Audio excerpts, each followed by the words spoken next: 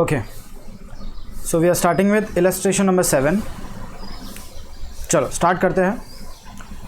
A contractor has entered into a long term contract. Okay, so long term मतलब 1 साल से ज़्यादा. तो इन शॉर्ट आप समझ जाओ कि ये क्वेश्चन जो है वो कॉन्ट्रैक्ट कॉस्टिंग पे है.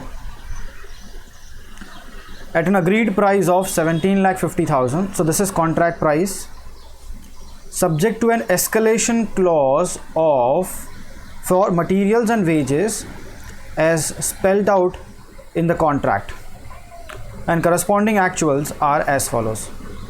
Okay, so आपको देखना पड़ेगा यहाँ पे escalation clause एक नया टर्म है आपके लिए. अब सबसे पहले मैं आपको एस्केलेशन क्लॉज जो है वही एक्सप्लेन कर देता हूँ कि what is escalation clause.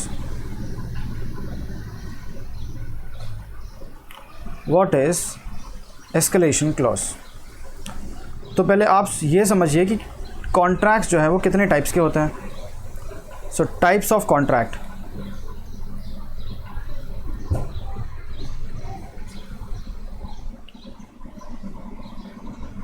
There are basically 2 types of contracts. पहला fixed price contract,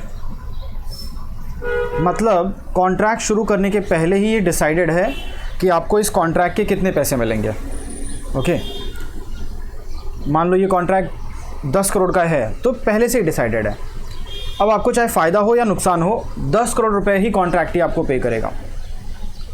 in that case fix price contract में लॉस होने का खतरा भी होता है कि यार हमने बोल तो दिया 10 करोड़, अगर 10 करोड़ में कॉन्ट्रैक्ट कंप्लीट नहीं हो पाया, ओके, फ्यूचर में तो काफ़ी अनसर्टेनिटीज़ आएंगी. कॉन्ट्रैक्ट जो है वो लॉन्ग टर्म के लिए होता है, 3, 4, 5 साल के लिए होगा. अगर तो पता नहीं 5 साल में अगर मान लो मटीरियल्स महंगा हो गया और वर्कर्स के रेट बढ़ गए तो मेरा क्या होगा. ओके, तो ये सब सोच के हम लोग जो है फ़िक्स प्राइस जो है एक कोट करते हैं और ये सोच के ही करते हैं कि अगर मान लो इस साल मटेरियल 100 रुपये किलो है तो अगले साल 110 हो सकता है, फिर 120 हो सकता है, फिर 140 हो सकता है. ऐसा हम पहले से ही एस्टिमेट लगा के तभी कॉन्ट्रैक्टर जो है वो कॉन्ट्रैक्टी को प्राइस कोट करता है. कोई भी प्रॉफिट या लॉस होगा, प्रॉफिट है तो अच्छी बात है, कॉन्ट्रैक्टी आपको कुछ नहीं बोलने आएगा, आप कमा लो. बट लॉस होगा तो भी कॉन्ट्रैक्टी कुछ नहीं बोलेगा. देखो आपको पहले ही बात हो गई थी 10 करोड़ रुपये मिलने वाले हैं, तो बाद में आपको लॉस हो या प्रॉफिट हो कॉन्ट्रैक्ट ही कुछ नहीं देखने वाला. फिर एक दूसरा कॉन्ट्रैक्ट होता है cost plus contract. Cost plus contract, इसका मतलब कि आपको फिक्स्ड प्राइस नहीं बोलनी है. जैसे हमने अपना एग्जांपल लिया था तो उसमें 5000 crore was the fixed price, but यहाँ पे ऐसा नहीं होगा. कॉस्ट प्लस कॉन्ट्रैक्ट में ऐसा नहीं होगा. कॉन्ट्रैक्टर बोलेगा देखो जो भी खर्चा होगा वो आपको देना पड़ेगा, प्लस मुझे 20% का प्रॉफिट चाहिए. सो कॉन्ट्रैक्टर एक फ़िक्स प्राइस नहीं बता रहा. कॉन्ट्रैक्टर ने पूछा कि बताओ आप भैया कितना चार्ज करोगे. उसने बोला नहीं मैं आपको ऐसे बता नहीं सकता, मेरा जो भी खर्चा होगा उसका हिसाब मैं आपको दे दूंगा, प्लस मुझे 20% प्रॉफिट चाहिए. ठीक है, तो अब कॉस्ट प्लस कॉन्ट्रैक्ट में ये हुआ कि आपका जो भी खर्चा होगा प्लस का मतलब आपको प्लस ऊपर से प्रॉफिट मिल जाएगा. तो इस कॉन्ट्रैक्ट में जो है वो लॉस होने का चांस नहीं है, बिकॉज जो भी खर्चा आपका होगा कॉन्ट्रैक्टी वो आपका खर्चा प्लस आपको थोड़ा प्रॉफिट ज़रूर देगा. सो चांसेस ऑफ लॉस इसमें नहीं होते हैं.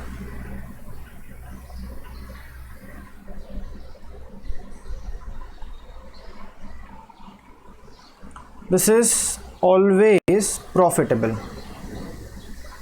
This type of contract is always profitable for the contractor. लेकिन यहाँ पे लॉस हो सकता है.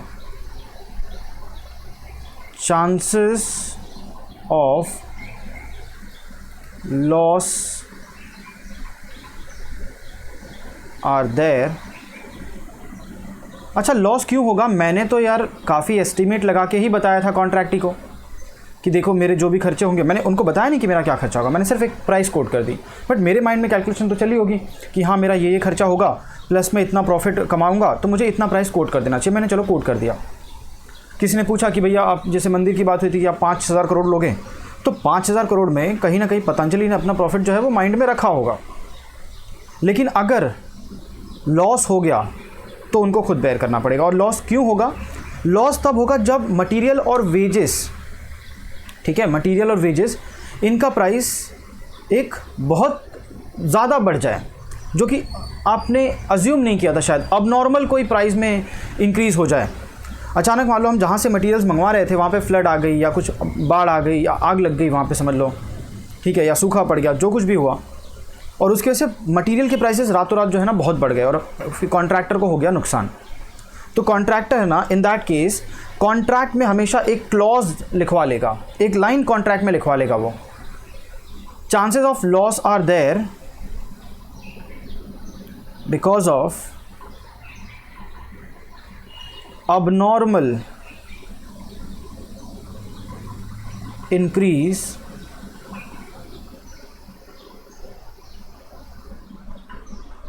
in price of material and rate of wages। So future में आपको लॉस हो सकता है, और उसका रीज़न क्या होगा? अगर मटेरियल का प्राइसेस मान लो बहुत ज़्यादा बढ़ गया अचानक से, और वेजेस का रेट भी बहुत ज़्यादा बढ़ गया, इन दैट केस आपको लॉस हो सकता है। तो एज अ कॉन्ट्रैक्टर मुझे इस बात के लिए तैयार होना चाहिए। मैं जो है ना कॉन्ट्रैक्टी से पहले ही बोल दूंगा, देखो मैं आपको ये प्राइस कोट तो कर रहा हूँ, लेकिन अगर ऐसा कोई फ्यूचर में अबनॉर्मल चेंज आया तो उसके लिए फिर मैं जिम्मेदार नहीं रहूँगा, फिर आपको मुझे एक्स्ट्रा पैसे देने पड़ेंगे। तो इसके लिए क्या होता है, in that case escalation clause is inserted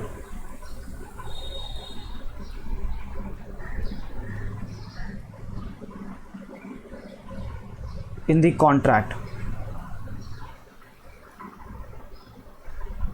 और उसमें क्या होगा, escalation clause में क्लॉज क्या बोलेगा, that any abnormal change or increase, let me be precise, any abnormal increase in prices of materials and rate of wages will be borne by the contractee। ठीक है, तो अगर ऐसा कोई भी अबनॉर्मल चेंज आ गया जिसमें बेचारे कॉन्ट्रैक्टर की कोई गलती नहीं थी और वो फंस गया, तो पहले से ही कॉन्ट्रैक्ट में एक लाइन लिखवा लेगा कि देखो अगर ऐसा फ्यूचर में हुआ तो प्लीज़ वो पैसे आपको ही देने पड़ेंगे, मैं वो लॉस बेयर नहीं करूँगा। उसके बारे में मैंने नहीं सोचा था, ठीक है। सो ये लॉस जो है वो कॉन्ट्रैक्टी को बेयर करना पड़ेगा। कॉस्ट प्लस में जब लॉस होने का चांस ही नहीं बनता है, सो एस्केलेशन क्लॉज भी नहीं आता। सो एस्केलेशन क्लॉज मतलब, एस्केलेशन क्लॉज का मतलब इंक्रीज़ अगर हो गया, प्राइसेस एस्केलेट हो गई अगर रॉ मटेरियल और वेजेस की अचानक अबनॉर्मल, तो वो प्राइस जो है, वो इंक्रीज प्राइस जो है वो कॉन्ट्रैक्टी को ही बेयर करना पड़ेगा। This is called as escalation clause. ठीक है, चलो तो होपफुली आपको ये समझ गया। अब चलते हैं वापस अपने क्वेश्चन पे।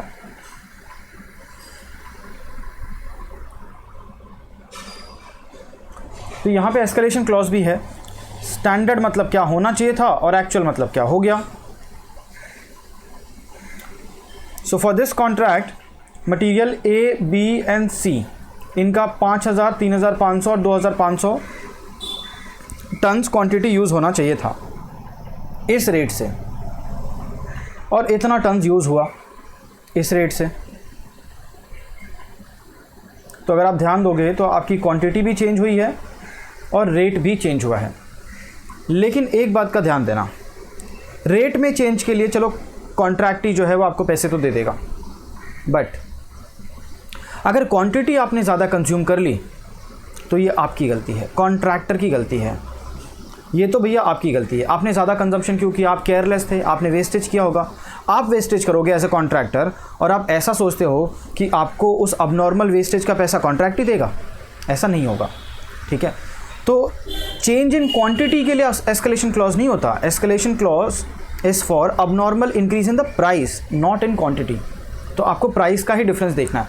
आप यहाँ पे देखिए 50 और ये 42, ये 80 और ये 79, ये 60 और ये 66, तो प्राइजेस में कुछ ना कुछ चेंज है, उसके लिए escalation clause will be applicable. But this is simple as this is like your material price variance, material price variance के जैसा है ये, standard price minus actual price into the quantities, okay, into the quantities. But यहाँ पे आपको ये देखना पड़ेगा कि क्वांटिटी के लिए, एक्चुअल क्वांटिटी आप जो ज़्यादा कंज्यूम कर रहे हो उसके लिए जो है कॉन्ट्रैक्ट ही आपको पेमेंट नहीं करेगा।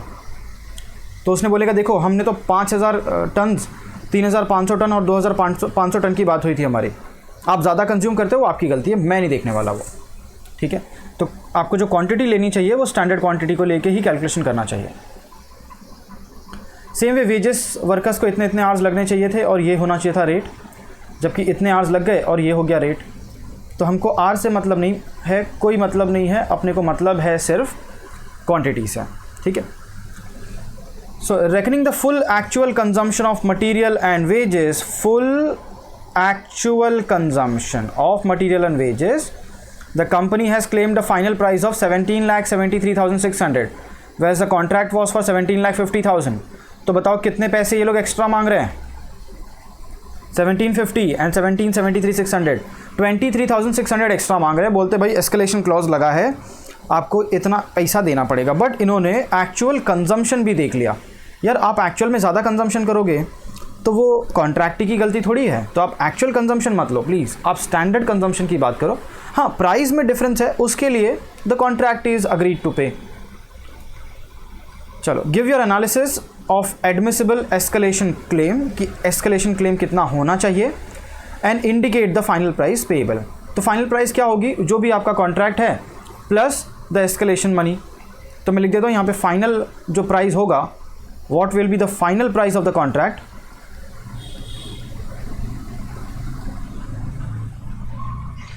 That will be your contract price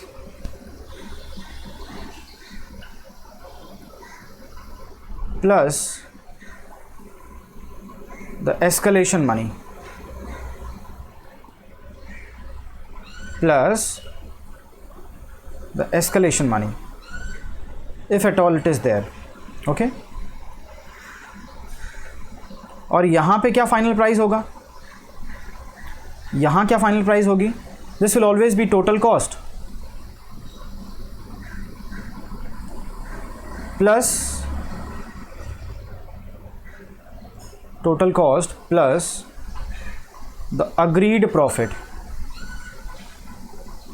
जो भी परसेंटेज होगा वो, this will give you the final price.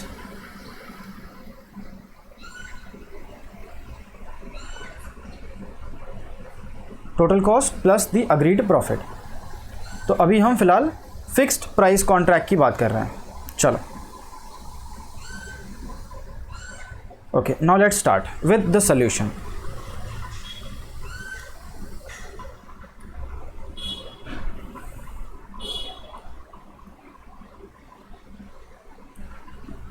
this is question number what, illustration number 7। चलिए पहले हम लोग एस्केलेशन क्लॉज निकालते हैं। Calculation of escalation money, calculation of admissible, admissible मतलब जो अग्री करेंगे, कॉन्ट्रैक्ट ही अग्री करेगा वो, admissible escalation, admissible escalation money, admissible escalation money.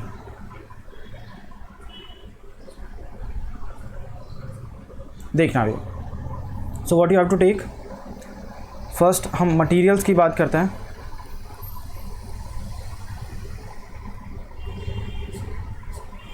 कितने टाइप के मटेरियल्स हैं आपके पास?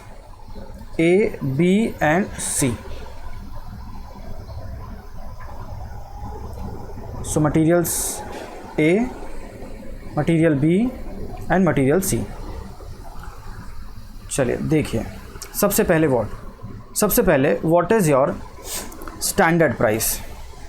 ओके, एक्चुअल की प्राइस कितनी है?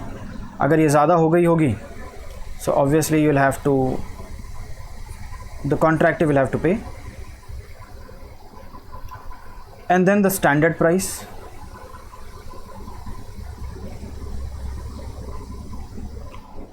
whatever is the change in price, the difference in price, उसके लिए escalation clause will become applicable. For the difference in price, the escalation clause will become applicable. And for what quantity? This will always be for standard quantity. भैया actual quantity अगर आ रही है, ज़्यादा लग रही है, तो वो कॉन्ट्रैक्टर की गलती है, ना कि कॉन्ट्रैक्टर की. And then you will get escalation claim. उसके बाद आपको क्या मिलेगा? Escalation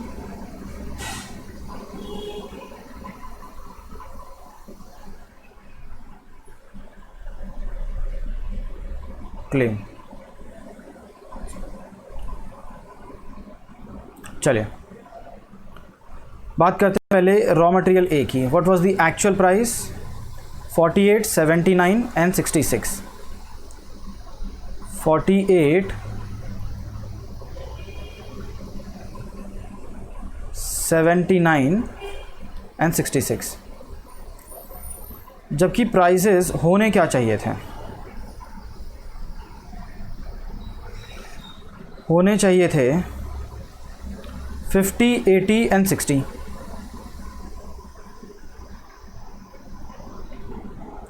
This should have been 50, 80 and 60. तो बताओ क्या चेंज आ रहा है? यहाँ पे तो नेगेटिव चेंज है 2 रुपये का, मतलब खर्चा बढ़ा नहीं बल्कि कम हुआ है. यहाँ भी 1 रुपये कम हुआ है और यहाँ 6 रुपये बढ़ गया है. And what was the standard quantity here? The standard quantity was 5000, 3500 and 2500. So this is 5000 tons, this is 3500 tons and this is 2500 tons. देख लेते हैं कुछ एस्केलेशन क्लेम बन रहा है मटेरियल से लेके या नहीं बन रहा. सो 5000 इंटू 2. अब कॉन्ट्रैक्टी आपको बोलेगा तो यहाँ तो आपकी सेविंग हुई है, फिर उतने पैसे काटो.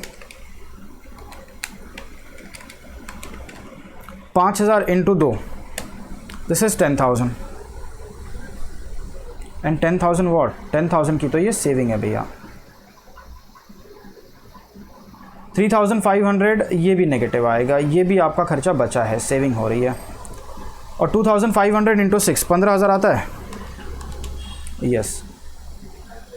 तो बताओ मटेरियल के केस में आपका कितना क्लेम निकल रहा है? The claim amount here in the case of material is how much?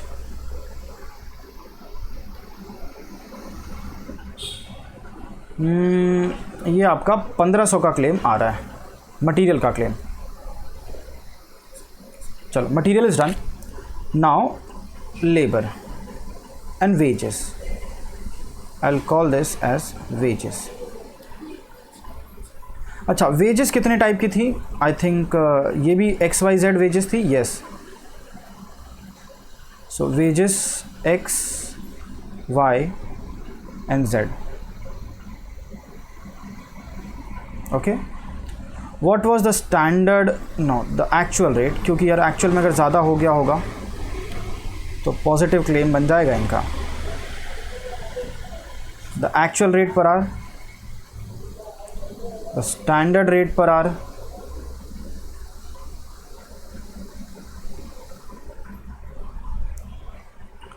Then the difference इन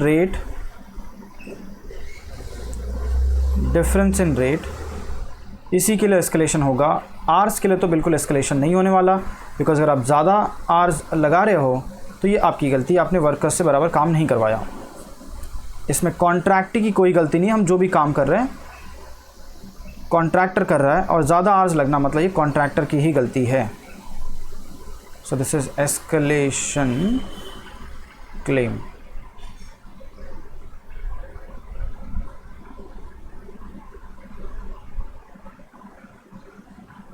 आइए आवर्स देख लेते हैं एक बार, क्या है ये, क्या है ये, क्या है। हाँ,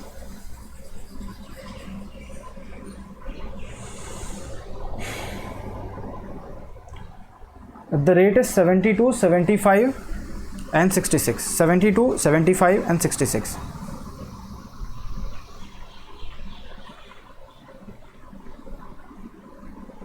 per hour. What was the standard rate then? हमने जो सोचा था 70, 75 and 65।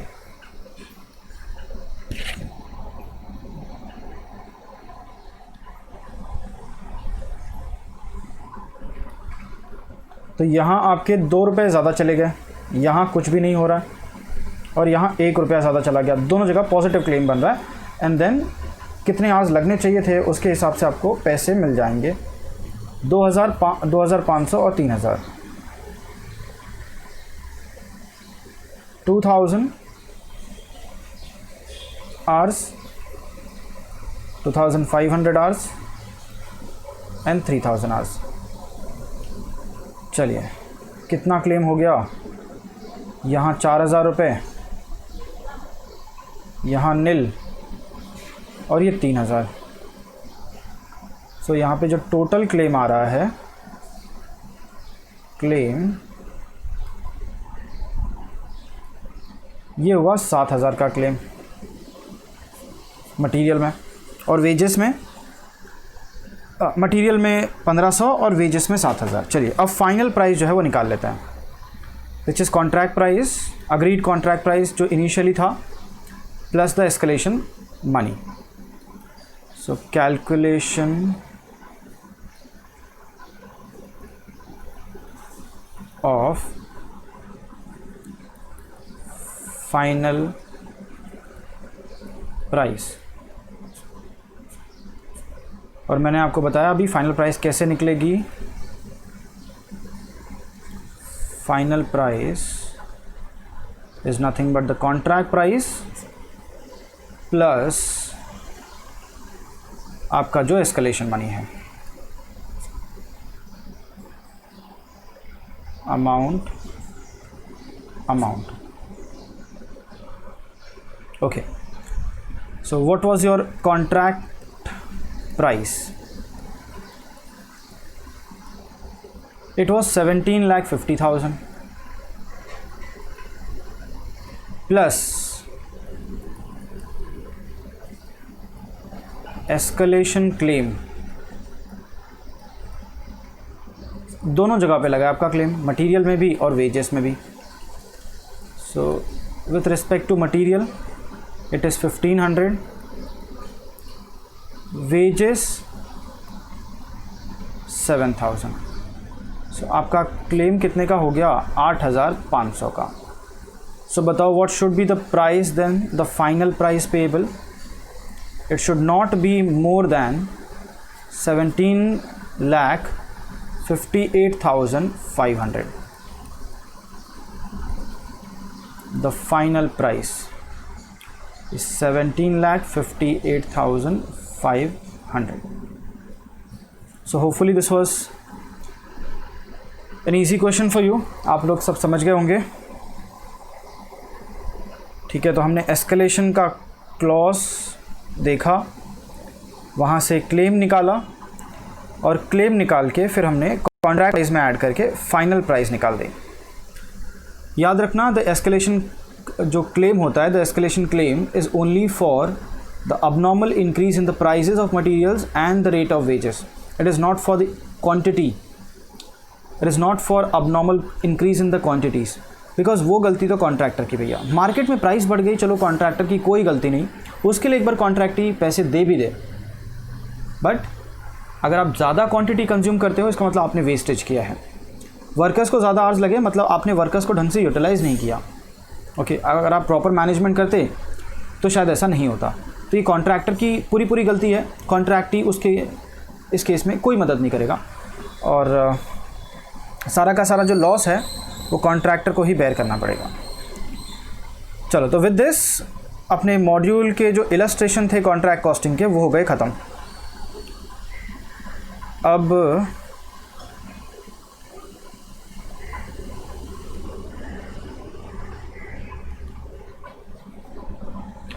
हमको निकालना है यहाँ पे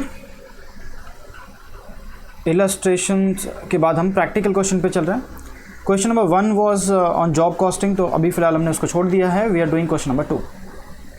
सो compute a comprehensive estimate of profit on a contract which has been 90% complete with from the following particulars and calculate the proportion of profit to be taken to costing P&L under the various methods and give your recommendation। तो भैया अब ये जो proportion और various methods वाला काम है ना, ये आपके न्यू सिलेबस में हो गया ख़त्म। अब आपको पूरा का पूरा प्रॉफिट जो है P&L में ही लेके जाना होता है, कोई प्रोविज़न बनाने की ज़रूरत नहीं है। तो बस ये क्वेश्चन तो हमने किया हुआ है, ऐसा ही क्वेश्चन इलस्ट्रेशन में, ठीक है। आप कॉन्ट्रैक्ट कॉस्टिंग की 3rd वीडियो देखिए मेरी, कॉन्ट्रैक्ट कॉस्टिंग की 3rd वीडियो मैंने आपको ये एक्सप्लेन किया हुआ है और ये क्वेश्चन पूरा सॉल्व किया हुआ है। चलो,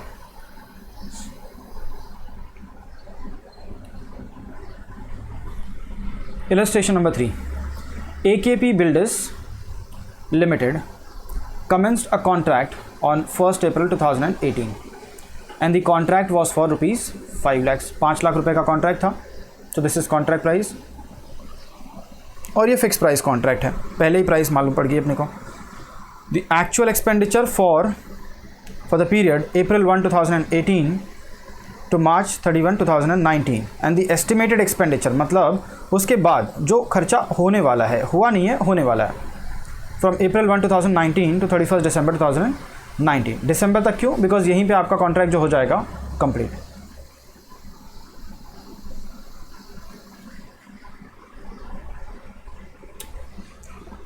तो these are your actual expenses and these are estimated expenditures. ये 12 महीने की बात हो रही है और अगर आप काउंट करो अप्रैल से लेकर दिसंबर तो इट इज़ 9 मंथ, जो कि इन्होंने पहले ही बता दिया। चलो, मटेरियल इशूड खर्चा है, वेजेस पेड खर्चा है, आउटस्टैंडिंग एट द एंड उसमें ऐड हो जाएगा। प्लांट, ये प्लांट की ओपनिंग वैल्यू दी हुई है। अब आपको ओपनिंग क्लोजिंग करना पड़ेगा डेप्रिसिएशन के रेट के हिसाब से। Sundry expenses paid and then prepaid, prepaid आपको मालूम है लेस करना पड़ेगा। एंड देन एस्टैब्लिशमेंट चार्जेस, शुरू के जो चार्जेस लगे होंगे कॉन्ट्रैक्ट को एस्टैब्लिश करने के। अ part of the material was unsuitable and was sold for 18,125। इसका जो कॉस्ट था वो 15,000 था। तो हम जानते हैं, जैसा मैंने पहले आपको बताया था पहले दिन कॉन्ट्रैक्ट का जब मैंने स्पेसिमेन बताया था, कि अगर आपका कोई भी लॉस वगैरह होता है या आप मटेरियल बेच रहे हो या ट्रांसफ़र कर रहे हो, कुछ भी कर रहे हो, आप कॉस्ट पे दिखाइए। तो हम इसको कॉस्ट पे ही दिखाएंगे। ओके, बाकी जो आपका एक्स्ट्रा प्रॉफिट या लॉस होगा that will go to costing P&L। And a part of the plant was scrapped and disposed of for rupees 2875 and the value of the plant at site on 31 March 2009 was 7750। So ये आपको closing values दी हुई हैं कि ये machine की closing values हैं।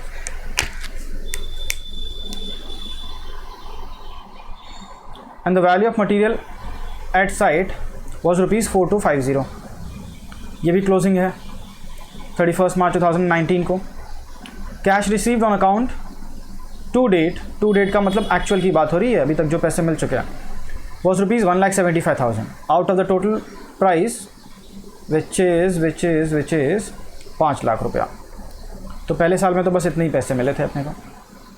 And this is 80% of the work certified. तो पहले साल में आपको कैश कितना रिसीव हुआ? कैश आपको रिसीव हुआ 1,75,000, जो कि कितना परसेंट है? 80% है। ठीक है, किसका 80%? Of work certified. तो अगर वर्क सर्टिफाइड का 80% जो कैश रिसीव्ड है वो 1,75,000 है, तो 100% मतलब हमारा जो वर्क सर्टिफाइड है वो कितना होगा, क्रॉस मल्टीप्लाई करो, you will get the amount. कि अगर 175 है तो 100 जितने का हमने काम किया है वो कितना होगा। So simple, 1,75,000 divide by 80%, this will give you 2,18,750, 2,18,750 and the cost of work uncertified was this. तो चलो आपको वर्क सर्टिफाइड भी मिल गया, वर्क अनसर्टिफाइड भी मिल गया, सारी चीज़ें मिल गई। Now the contractor estimated further expenditure that would be incurred in the completion of the contract। मतलब इन खर्चों को करने के बाद भी कुछ आपके फर्दर और खर्चे होंगे। ठीक है, क्या खर्चे होंगे? अच्छा, फर्दर एस्टिमेटेड खर्चे हैं, मतलब ये कब होंगे? अगले साल में होंगे। अगले साल मतलब 1 अप्रैल 2019 से लेके दिसंबर 19 तक, जब तक आपका कॉन्ट्रैक्ट कंप्लीट नहीं हो जाता। And the contract would be completed, जैसा मैंने पहले बताया था कि ऑब्वियसली अगर वहीं तक का डेटा दिया हुआ है, अपना साल तो 31 मार्च को ख़त्म होता है, बट ये 31 दिसंबर को ही क्यों क्लोजिंग कर रहे हैं, इतने तक का ही कॉन्ट्रैक्ट क्यों बना रहे हैं? बिकॉज कॉन्ट्रैक्ट वहाँ पे कंप्लीट हो गया। A further sum of rupees 31,250 would be have to be spent on the plant and the residual value of the plant on the completion of the contract would be 3,750। तो आपको एक और नई machine लेनी पड़ेगी और लास्ट में उसकी वैल्यू इतनी रह जाएगी। Establishment charges would cost the same amount per month as in the previous year. तो यार पिछले साल कितना खर्चा हुआ था? इतना हुआ था। ये पूरे साल का खर्चा है, पर मंथ बोला है तो पर मंथ निकाल लो। सो 14,625 डिवाइड बाई 12। देखो महीने महीने का आपका इस साल क्या खर्चा हुआ है, 1218.75, 1218.75 पर मंथ। इतना ही खर्चा अगले साल भी होगा एक एक महीने के लिए। सो 1218.75, लेकिन अगले साल कॉन्ट्रैक्ट में हम सिर्फ 9 महीने ही काम कर रहे हैं, तो इस बात का प्लीज़ ध्यान रखना। And ₹10,800 would be sufficient to provide for contingencies.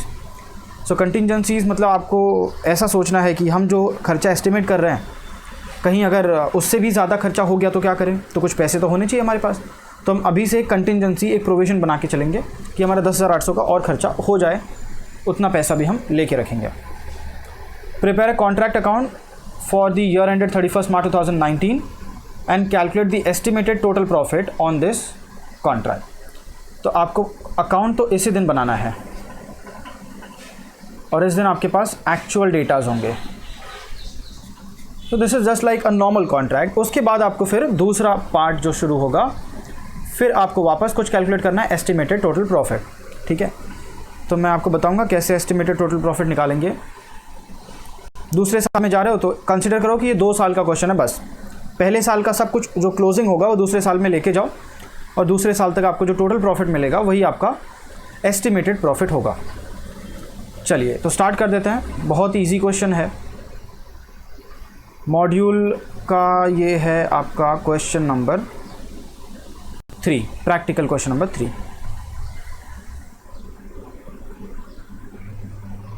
So this is question number 3.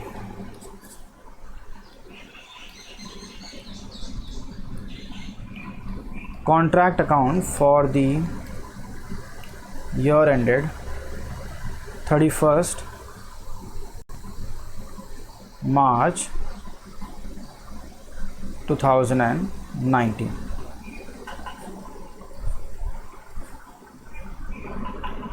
चलिए, अभी तक हम लोग काफ़ी कॉन्ट्रैक्ट अकाउंट बना चुके हैं। सो फॉर्मेट आपको मालूम होगा कि एज सच कोई बड़ा फॉर्मेट है भी नहीं, बस आपको क्या करना है, डेबिट और क्रेडिट के 2 अलग अलग कॉलम बना देना है बस।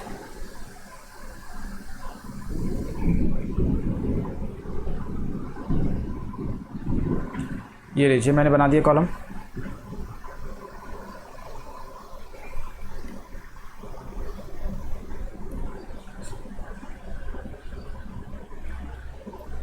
particulars amount,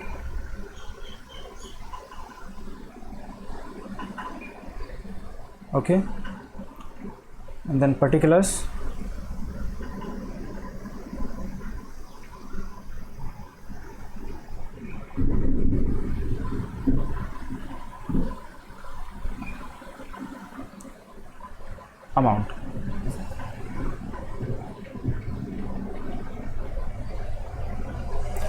चलो लेट्स स्टार्ट। 2 कौन सा खर्चा इनका, पहले यहाँ पे ये रहा materials issued. So 2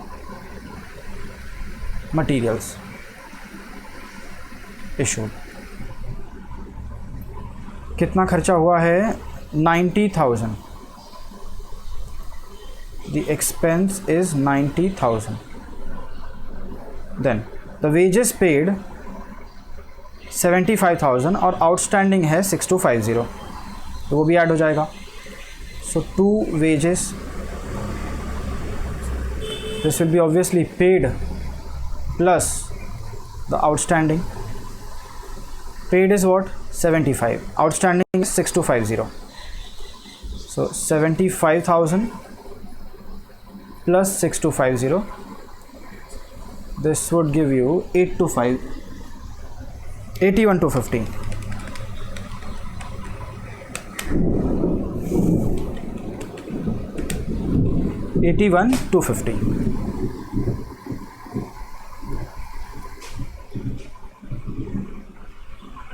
next, plant की ओपनिंग क्लोजिंग वैल्यूज़ दी हुई है, तो हम भी ओपनिंग क्लोजिंग वैल्यूज़ लिखेंगे।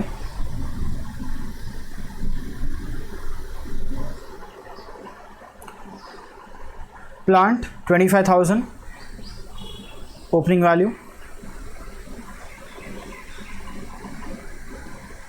2 प्लांट 25,000।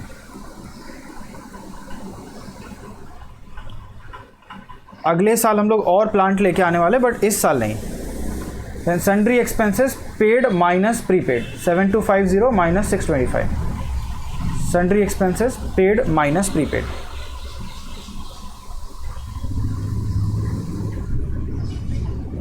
सो 2 sundry expenses paid less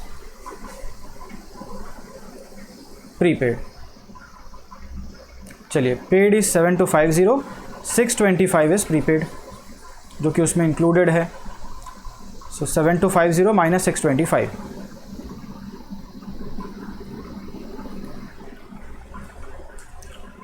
minus करके बताइए कितना खर्चा आ रहा है।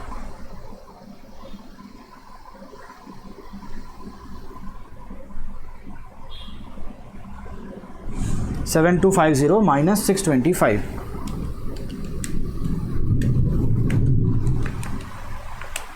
this is 6625. 7250 minus 625 is 6625. 6625.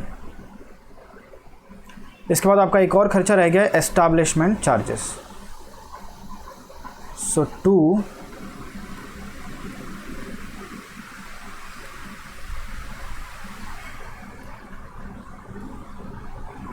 establishment charges and this is 14,625. तो डेबिट साइड में आपका पहला काम, आपने सारे खर्चे लिख लिए।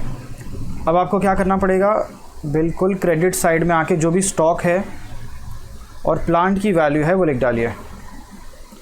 सो by material at site, by material scrapped और सोल्ड,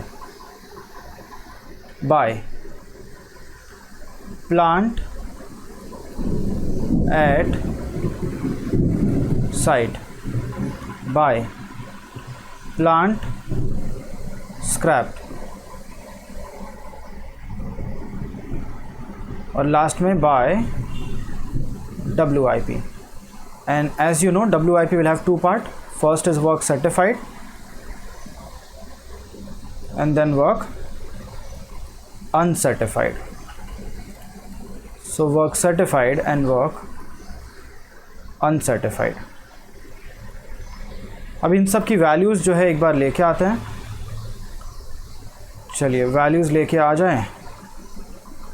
सो ये 18,125 का मटेरियल आपने बेचा, 18,125 में बेचा, बट ये था 15,000 का, तो आपको ऑब्वियसली आपने ख़रीदा 15,000 में था, डेबिट में 15,000 दिखाया, तो आपको क्रेडिट में भी 15,000 दिखाना, सो दैट नो प्रॉफिट और loss is shown in the contract account. So this is material sold 15,000, 15,000. ये हम कॉन्ट्रैक्ट का प्रॉफिट निकाल रहे हैं, ना कि हम मटेरियल बेच के क्या कमा रहे हैं वो प्रॉफिट निकाल रहे हैं.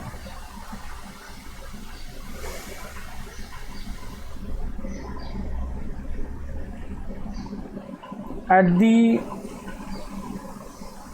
एंड आपके पास आपने मटेरियल जो बेचा उसके बाद आपने प्लांट भी बेची है 2875 में. कुछ नहीं बोला तो अज्यूम करो कि उतना ही उसका WIP भी था.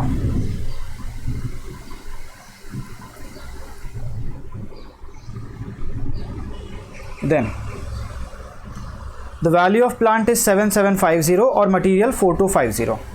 So 7750 and 4250 are the closing values. So this is 4250 and this is 7750. Now let's talk about the work certified and uncertified part. Work uncertified is 27,375.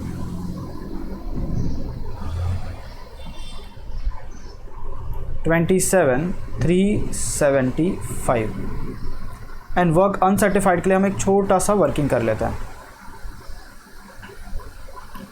This is your work certified. This is cash received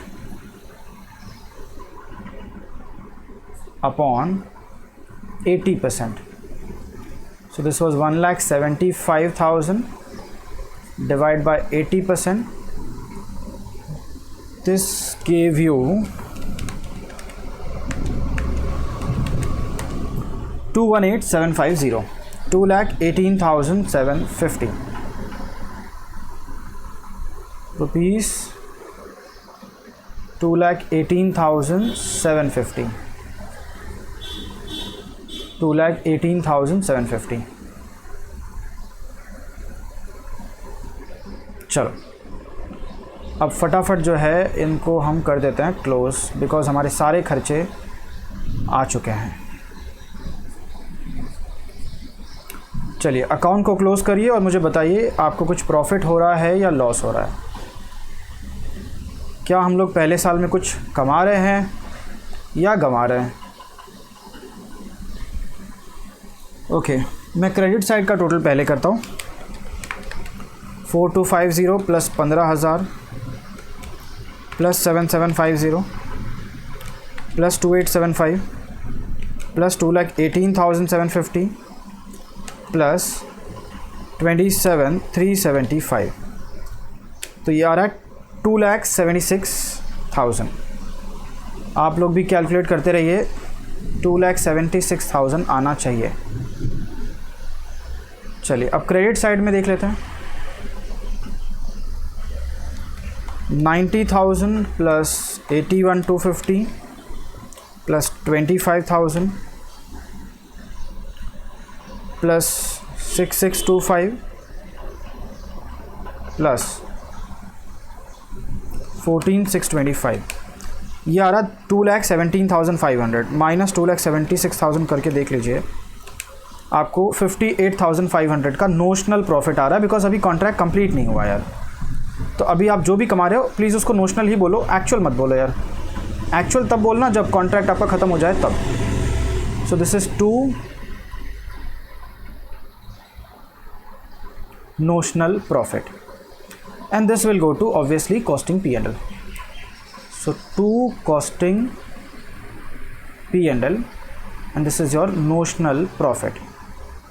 कितने पे account tally हुआ? 2,76,000 and the balance was profit. ठीक है. सो ये एक normal contract account था. आपको इसके बाद एस्टिमेटेड प्रॉफिट निकालना है. ठीक है, तो चलिए मैं एक और कॉन्ट्रैक्ट अकाउंट बनाता हूँ which will be for 1st April 2019 to 31st December 2019. कितने महीने? बिल्कुल 9 मंथ्स, 9 मंथ्स के लिए।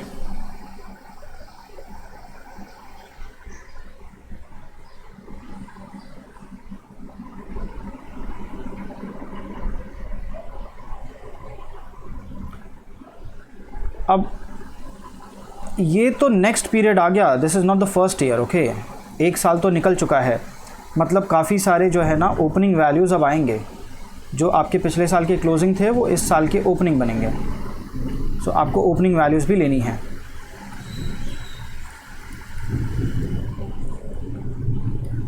पर्टिकुलर्स अमाउंट,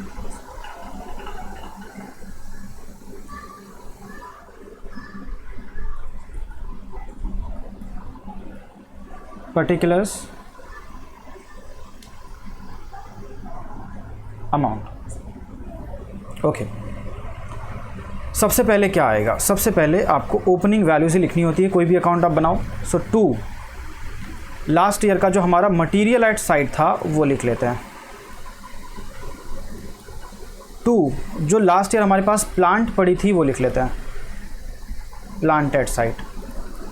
उसके बाद आपका जो 2 WIP था वो भी लिख लीजिए,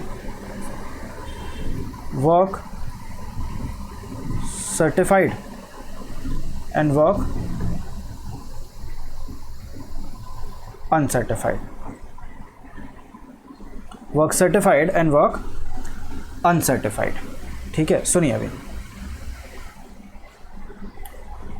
So what was the value of material at site? 4250 and this was 7750. So 4250 and 7750. This will come as an opening balance.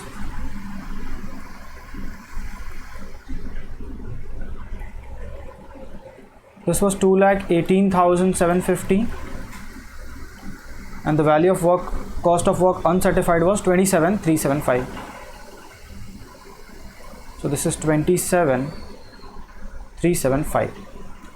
अब जो इस साल के आपके खर्चे हैं वो लिख लीजिए। इस साल के जो खर्चे हैं अब वो लिखिए हैं।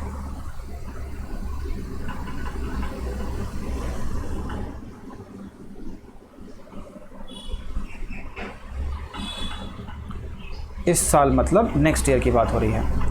नेक्स्ट ईयर क्या खर्चे करने वाले हैं? Next year we are going to spend material 85,750 rupees का material, 85,750। So 2 this is not at site, this has been issued from the store this year, 85,750. Now talk about wages. ध्यान देना, पिछले साल का आउटस्टैंडिंग है तो वो आपको इस बार लेस करना पड़ेगा। Outstanding of previous year is deducted ना, यस। सो और कुछ आउटस्टैंडिंग एट द एंड भी है, ये ऐड होगा और ये वाला लेस होगा। सो वेजेस 87,325।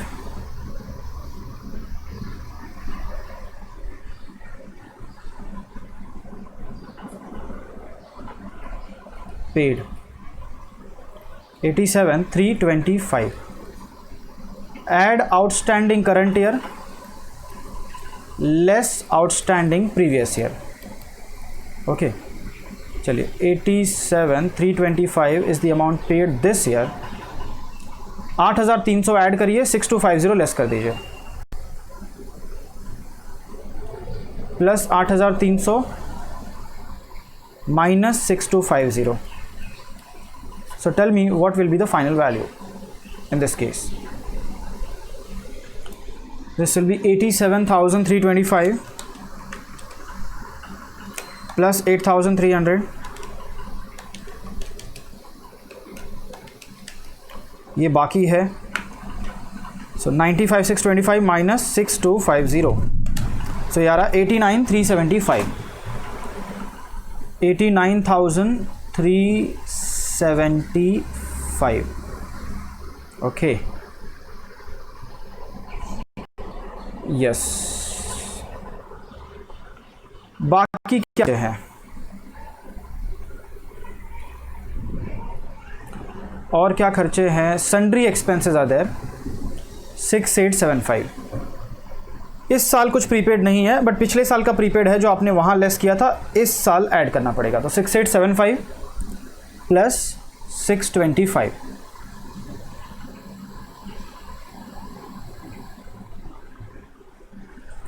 सो 2 sundry expenses paid 6875 add prepaid previous year, वो भी तो इसी साल का खर्चा था जो आपने पिछले साल भर दिया था। कितना भर दिया था आपने? 625, यस। सो 6875 प्लस 625 ऐड करके देखिए आपका इस साल का खर्चा कितना है।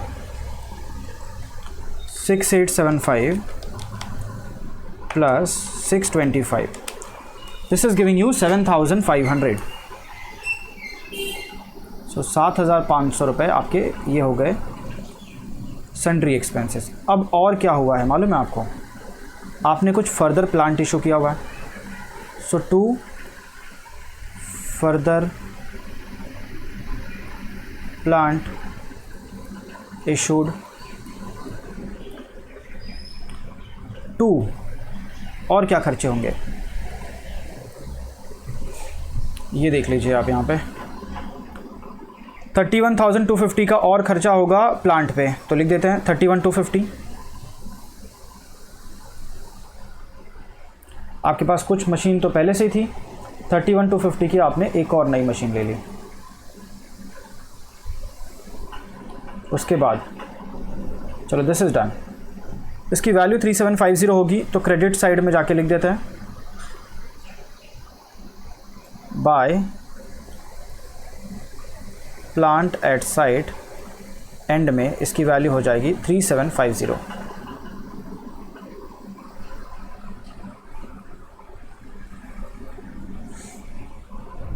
एस्टैब्लिशमेंट चार्जेस पिछले साल जितना, सो 121875 आप सीधा क्रॉस मल्टीप्लाई कर सकते हो उतना। अगर 12 महीने के लिए तो इस बार 9 महीने के लिए कितना, सो ये कितना था आप एक बार देखिए 14,625।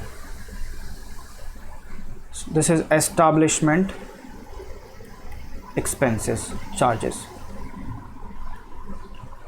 14,625 is for 12 months, so 9 months का खर्चा कितना? 14,625 divide by 12 into 9, 10,968.75, 10,968.75, so 969. So this is also done, ये भी हो गया, कॉन्ट्रैक्ट ख़त्म होने वाला है। एंड 10,800 आपको कंटिजेंसी के लिए रखना पड़ेगा। So let's show that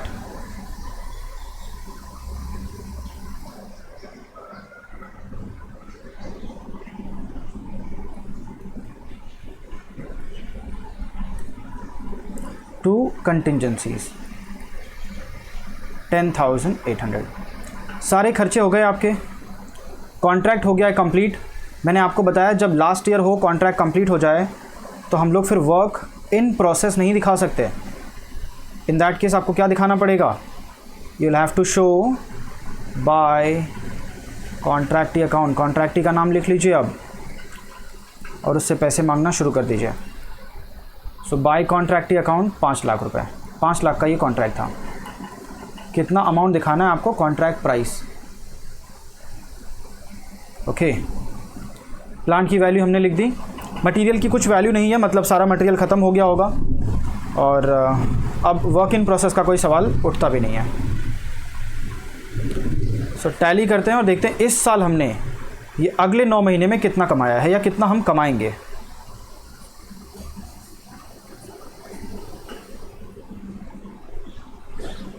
let's see, 5 lakh plus 3750, this is 503,750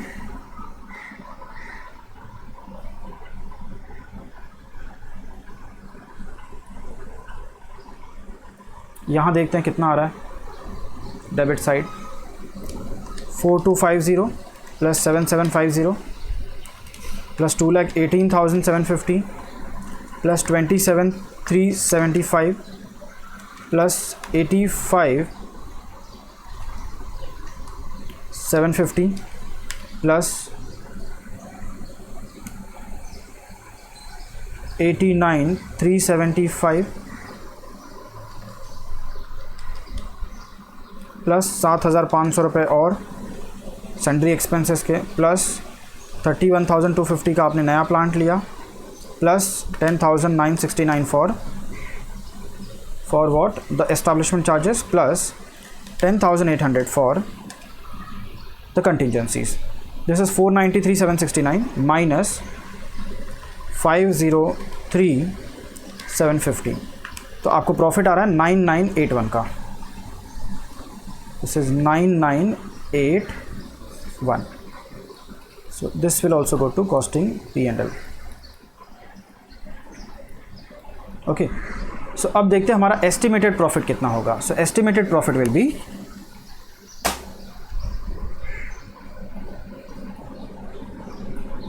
आपने जो पहले साल कमाया और जो दूसरे साल कमाओगे दोनों ऐड कर दीजिए. Calculation of estimated profit. This is the easier way of calculating estimated profit.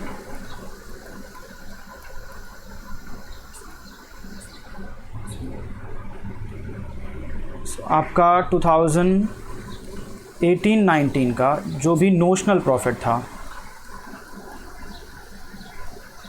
That and that is how much?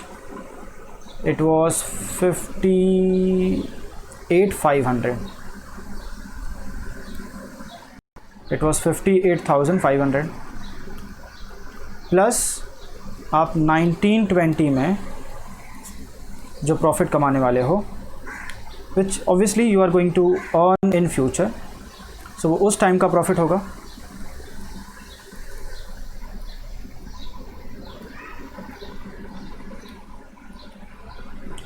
This is 9981. So total estimated profit आ जाएगा आपका पूरे कॉन्ट्रैक्ट से, जो कि आपको लग रहा है कि आप कमा सकते हो.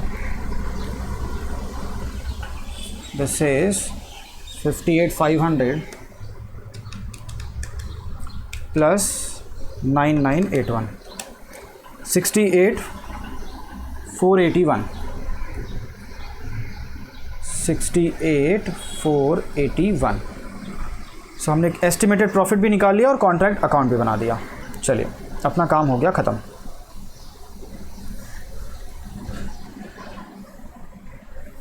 Question is over. Now illustration number 4, RST construction, practical question number 4. और ये वैसे ही क्वेश्चन है जैसे पिछले क्वेश्चन में था, बस थोड़े ज़्यादा खर्चे हैं. तो मैं चाहता हूँ कि ये क्वेश्चन आप लोग एक बार पहले ट्राई करो. ओके, सब कुछ वैसा ही है. So this question I am giving you as homework. उसके बाद अगर आपको कोई डाउट है तो प्लीज़ आप मुझे कॉन्टैक्ट करिए. देखो कॉन्ट्रैक्ट ही निकल रहा है मुँह से. And I will solve your doubts. ठीक है, तो यहाँ पे हम लोग करते हैं मॉड्यूल को ख़त्म. अपने मॉड्यूल के इलस्ट्रेशंस हो गए, प्रैक्टिकल क्वेश्चंस भी हो गए और कॉन्ट्रैक्ट कॉस्टिंग के सारे क्वेश्चंस हो गए. जॉब कॉस्टिंग अभी भी बाकी है, तो मैं जॉब कॉस्टिंग के ऊपर एक सेपरेट वीडियो बनाऊंगा which will be around 1 hour, जिसमें आपका पूरा जॉब कॉस्टिंग हो जाएगा. एक वीडियो आएगा बैच कॉस्टिंग पे ऑलमोस्ट 1 आवर के लिए, उसमें भी आपका पूरा बैच कॉस्टिंग कवर हो जाएगा. तो ये जो चैप्टर्स हैं job and batch costing, they are basically 1-1 घंटे के चैप्टर्स हैं वो. ठीक है, तो उनकी टेंशन मत लीजिए. चलो, सो इतना. ये जो भी क्वेश्चन मैंने कराए वो आप लोग प्लीज़ सॉल्व करिए नोटबुक में प्रॉपर्ली, और फिर मुझे बताइए आपको आंसर्स आए या नहीं आए. Bye bye.